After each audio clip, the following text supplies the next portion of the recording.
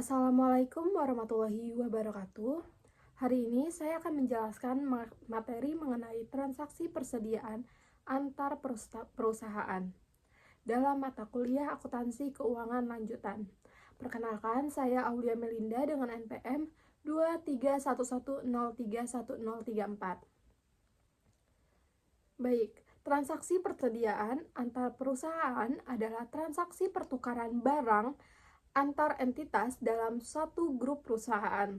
Meskipun terjadi penjualan atau transfer barang, dalam laporan keuangan konsolidasi, transaksi ini harus disesuaikan agar tidak terjadi penggandaan pendapatan atau pengakuan laba yang belum direalisasi ke pihak luar. Selanjutnya adalah jenis transaksi. Secara umum ada dua jenis transaksi persediaan antar perusahaan. Yang pertama adalah transfer biasa dengan yang tidak dicatat sebagai penjualan dan hanya sebagai perpindahan barang antar unit usaha. Yang kedua ada transfer dengan keuntungan atau kerugian yang harus dieliminasi pada saat konsolidasi karena belum terrealisasi secara eksternal. Selanjutnya akan membahas mengenai pencatatan persediaan. Terdapat dua sistem pencatatan persediaan. Yang pertama adalah sistem perpetual, di mana setiap transaksi langsung dicatat dan beban pokok penjualan dihitung saat penjualan itu terjadi. Nah, yang kedua adalah sistem periodik, di mana pencatatan harga pokok produksi dilakukan di akhir periode dengan perhitungan fisik persediaan. Selanjutnya adalah penyesuaian konsolidasi.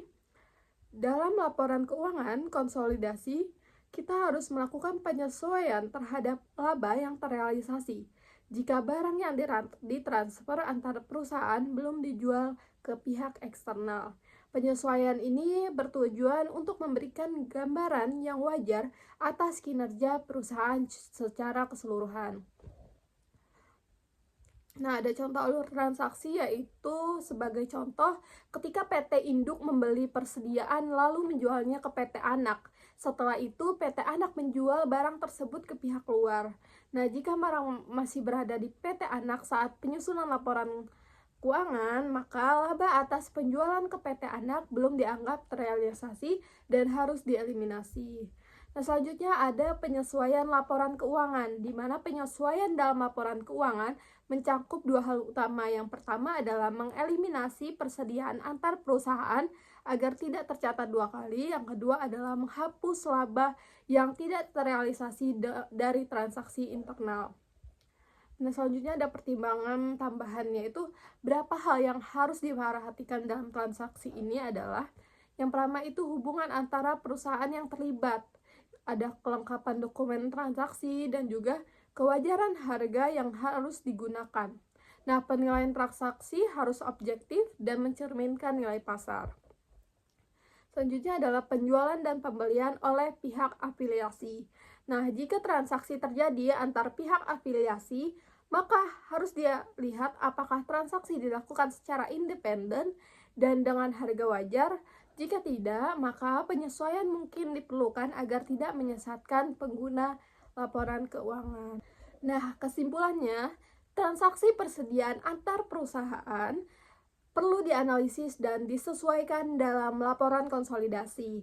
Tujuannya adalah untuk menciptakan laporan yang wajar, tidak menggabungkan pendapatan, serta mencerminkan kondisi keuangan grup perusahaan seolah-olah satu entitas ekonomi tunggal. Sekian dari saya. Terima kasih. Wassalamualaikum warahmatullahi wabarakatuh.